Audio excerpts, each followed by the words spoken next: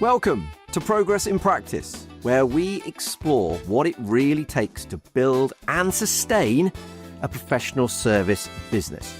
The hard lessons, the smart moves, the uncomfortable truths. Because success leaves clues, if you're willing to look for them. I'm Charlie Redding. Let's dive in. So Paul, welcome to the Progress in Practice podcast. Really looking forward to chatting to you. And as you come from the financial planning world, which was my sort of historic world, I'm looking forward to chatting to you and finding out some of the wisdom that you picked up along the way. So to kick things off, let's introduce you to those people that are listening. And so the question I like to start with is, who do you serve? How do you help them? But what makes you different? Oh, that's a tough hitting one to start with, Charlie, I have to say. If I can answer that by going back 27 years to when I first started the business, it might give you a little bit of background and I'll get to the point. So back in 1998, I started Sound Financial Planning. And at the time, my business partner and I were working for a big life assurance and pensions company. We wanted to be independent and we wanted to run our own ship and so on. But we also, probably more importantly, wanted to give people proper fee-based financial planning. So back then, as you may remember, although you're clearly a lot younger than me, you'll remember back then financial advice was pretty much around the sale of products. And whether you were independent or not didn't matter. Products were how people earned their commissions, how they earned their salary. And we thought that was fundamentally wrong. Not only were clients at the time being served by the sale of a product, also different products and different companies paid different rates of commission.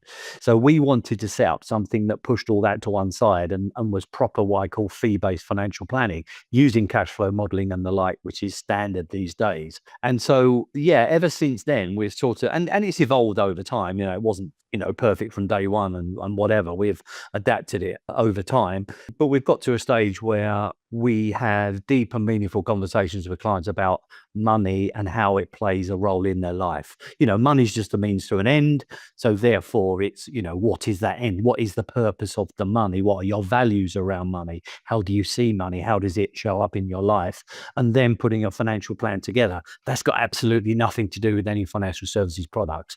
So that's very much how we set up the business and how it's evolved over time. Brilliant. And I love that. And so I thought with Efficient Portfolio, we were fairly early on the fee-based journey because we started fee-based financial planning in 2006.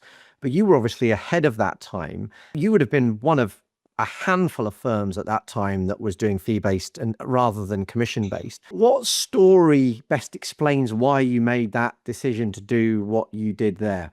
Is there a single story that you thought, do you know what, this is why I need to do what I'm going to do? There wasn't a single story. I think it was just simply the case that, when you put yourself in the client's shoes, I always use the analogy. If you go to a doctor, that doctor only gets paid by writing out prescriptions. Guess what you're going to come out with? You're going to come out of the surgery with a prescription for some tablets or drugs or whatever it might be. And that was very much the model at the time. So we looked at it from a client's point of view and said, well, hang on a minute, you may not need you might come to us and it might simply be something that you need that isn't a financial services product. So why should you, feel under pressure to sign on the dotted line to buy a financial services product when in reality it may be you don't need any of that, So there wasn't any one specific thing that happened that made us think that way. It was just at the time it didn't feel right. We were also big followers of Paul Etheridge. I'm sure you know Paul from his days at Presswood. I mean, he sadly passed away a few years ago now. He was sort of the, known as the sort of grandfather of financial planning and cash flow modeling. And we followed Paul at the time and saw his way of working and thought, wow, this is very different. Not only did he have cash flow modeling by his software, which was Presswood and is still going today, but the way he charged clients retainer fees and so on was very, very different. And we just saw that and thought that's got to serve people better than just flogging them product, whether you're independent or not. So that was the sort of reason. There wasn't any specific, event that made us think that way. But it's interesting because I had the same realization, and when I set up Efficient Portfolio in 2006, I'd been giving financial advice for 7 years, and it was chatting to it was actually David Batchelor, who was my coach at the time. And he kind of explained this. I was like, in a similar way to you, that clients were really always skeptical of commissions, weren't they? They really were. And as Yeah. soon as it kind of was played out in that, well, this is how clients see what you're doing, it just made complete sense to me. So I think it's brilliant that you saw that, and I think it makes financial planning a proper financial planning, as you say, as opposed to pushing products. If you were to go back to that younger self when as you set up that business, what advice would you give your younger self that you now know that help you on that journey and become successful even quicker? Oh, yeah, that's a toughie. I think as regards to my younger self in general, I would just be a lot more, what's the word I'm looking for? I was a bit too shy and reserved as a young person. And I was a bit sort of worried about, how things might go, what people might think. Yeah, I didn't have a great deal of confidence. We knew what we wanted to do with the business, but we were very new to it and it was a totally different world. I remember the first sort of retainer fees that we charged were £30 a month. I remember sort of gripping the seat, as I said, £30 a month and thinking, oh my God. So I suppose to answer the question, I would go back and say, look, this is what you do. This is what it's worth. It's worth every penny. Stick a naught on the end of that £30 a month figure or whatever, and be confident in the fact that you're providing a very, very good service and you're worth every penny. Because there was very few clients back then who said no, and then you quickly realize, actually, I think we're a bit too cheap here.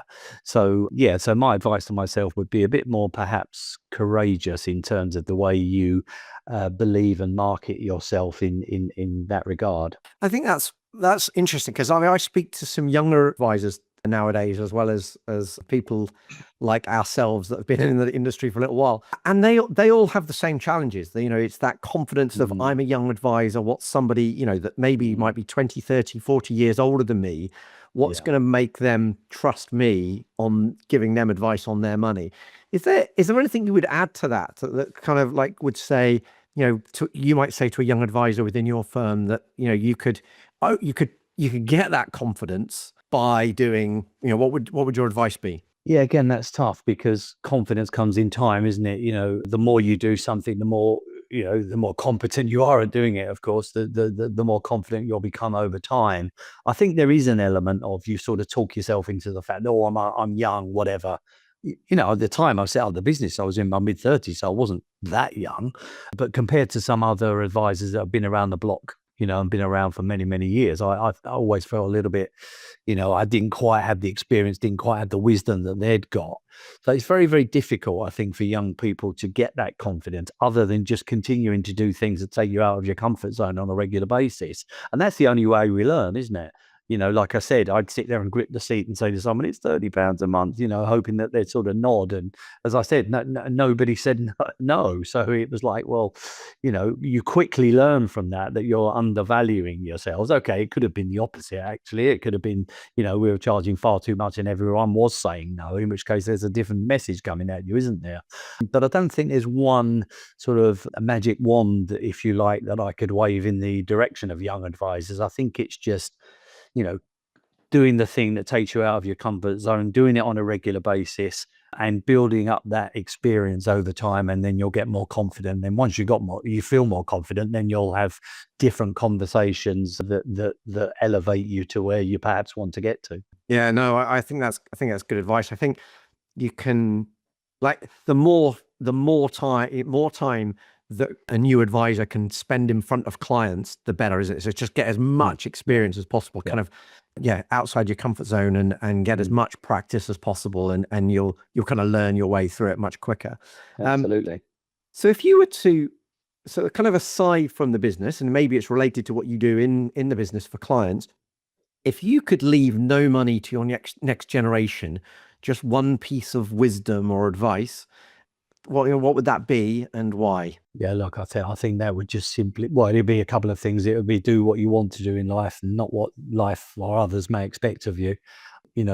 I know it's very easy to say, oh, if you're passionate about something, do it. And, all these stuff about you'll never work a day in your life and all that. Sometimes it's quite easy to get caught up in that. But I think I've always loved what I do. And I think if you're passionate about what you do and the way that you work and probably more importantly, to fine tune it a little bit, coming back to, as you mentioned earlier, about strategic coach, for example, is about just doing the bits that you're good at and the bits that you enjoy. Going back to 1998 when we first set up the business, we'd answer the phones, we'd type the letters, we'd see the clients in, we'd do absolutely everything.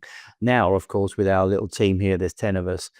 Everyone's got their unique abilities and everyone's got their strengths and weaknesses. And I just do the bit that I enjoy and the bit that I think I'm good at, which is just seeing clients and advising them and talking to them and asking them questions and finding out about their lives and what the money's for. So I think it's just a question of do the bits that you're good at and the bits that you enjoy and let go of everything else, because that stuff can drain you, that stuff can wear you down, and it makes the job far less enjoyable.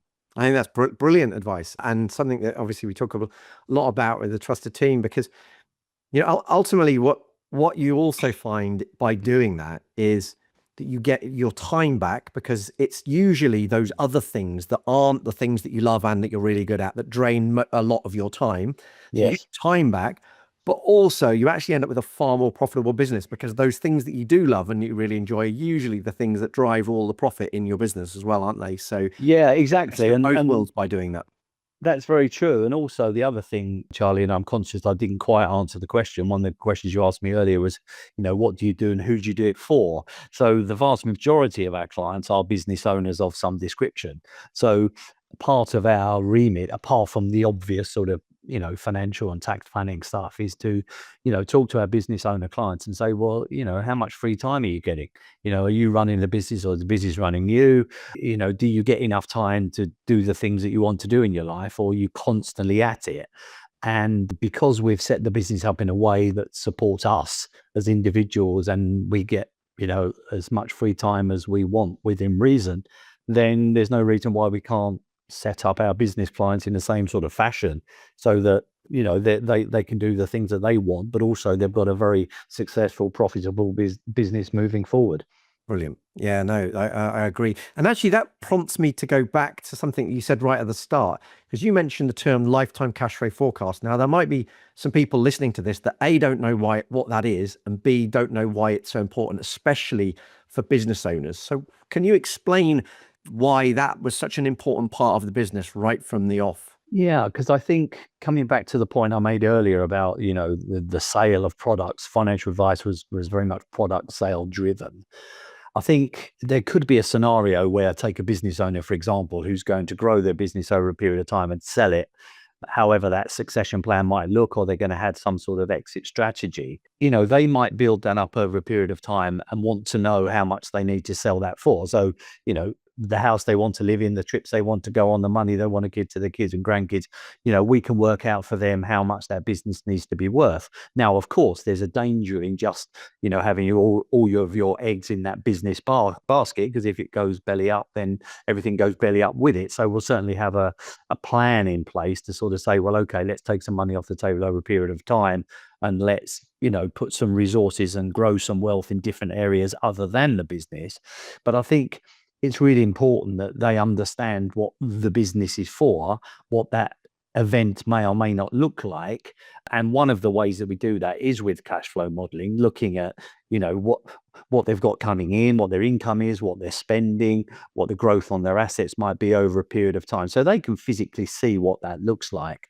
But there's also some, I work with some business owners, some entrepreneurs that have got absolutely no desire to retire in the true sense of the word whatsoever. They'll carry on because they'll be in a situation, as we described earlier, where they might be just doing 1 or 2 days a week, just doing the bits of the job that they really, really enjoy, and everybody else does everything else. So why would they want to retire? Okay, if that's what they want to do, that's absolutely fine. Again, we can model that and see what that looks like. And if that works for them, then why not? It's their life. If that's what they want to do and that's how they want to achieve it, then we'll help them along the way.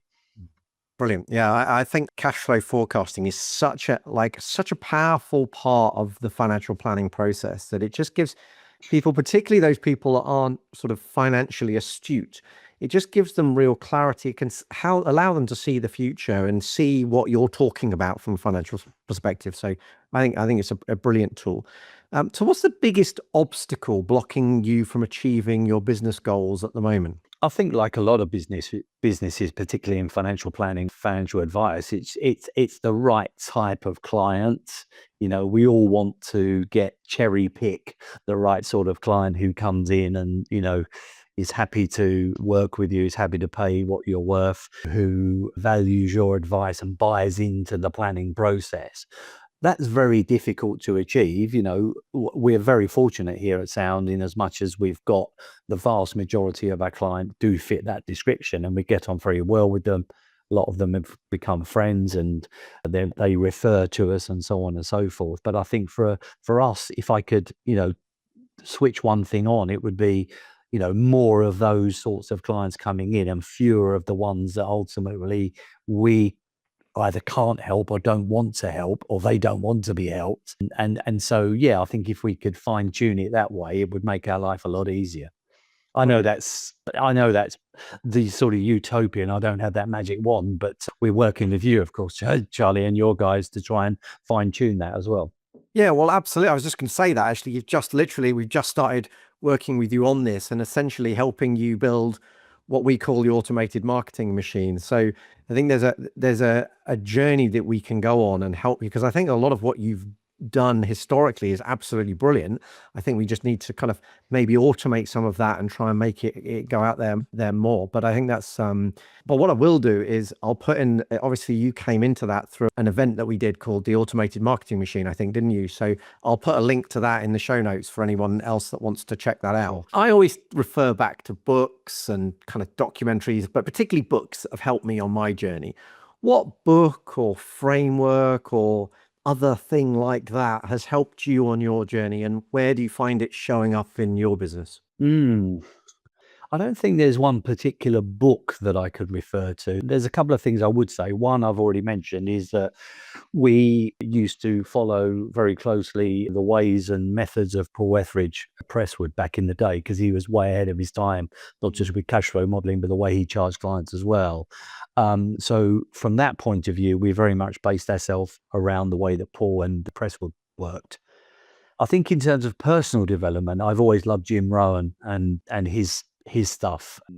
It's amazing. Someone sent me a link the other day, a talk that he gave in 1981. I mean, he's been dead several years now, but this talk he gave out in America in 1981, and I watched it from start to finish. It was probably, I don't know, an hour and a half long, and I've heard much of it before. Yeah, you find that with personal development, don't you? A lot of this stuff goes round and round. And I sat there and I watched it, I listened to it, and I thought, wow, he was so ahead of his time. I mean, this is like, 45 years ago or whatever it was. And it was fantastic. And I've read some of Jim Rohn's stuff, and I've watched him online. I think from a personal development point of view, that stuff just doesn't age.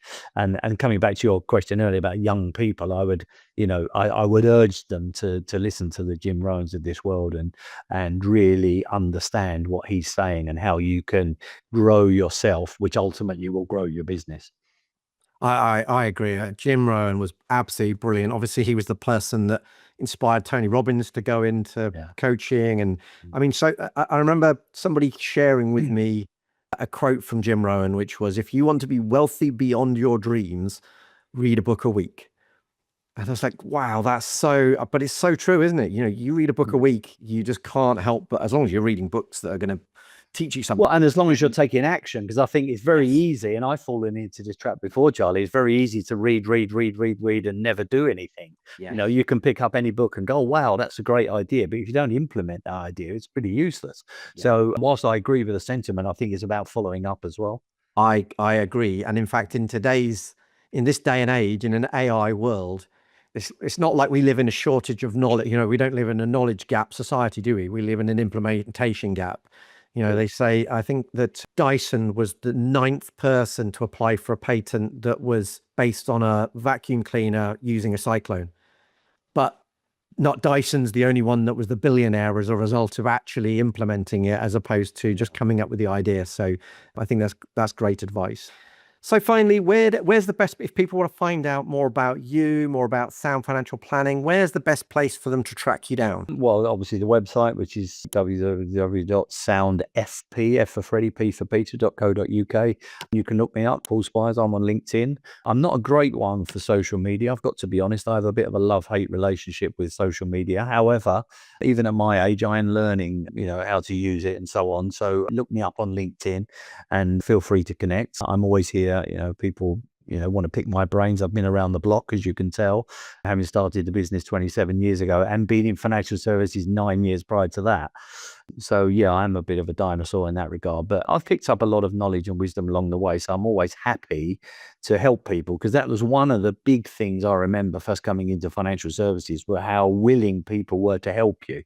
Back in the days before things like the Institute for Financial Planning and so on, there used to be the Life Insurance Association, the LIA. I don't know if you remember that, Charlie. As I said, you're too young, but you go to those meetings and people would help you and they'd say, oh, I do this and I do that. And I was actually gobsmacked. So I'm always open to helping people. So if anyone wants to reach out and pick my brains, feel free.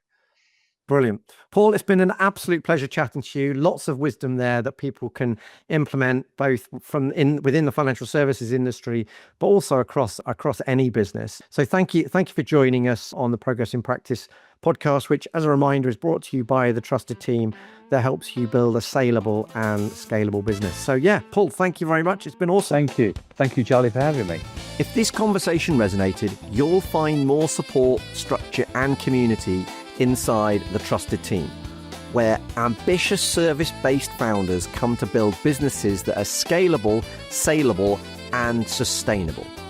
You can find out more at thetrusted.team. And if you're enjoying Progress in Practice, please make sure you follow the show and leave a rating and review. It really helps more founders find these conversations and to bring you better and better guests. So until the next time, keep progressing.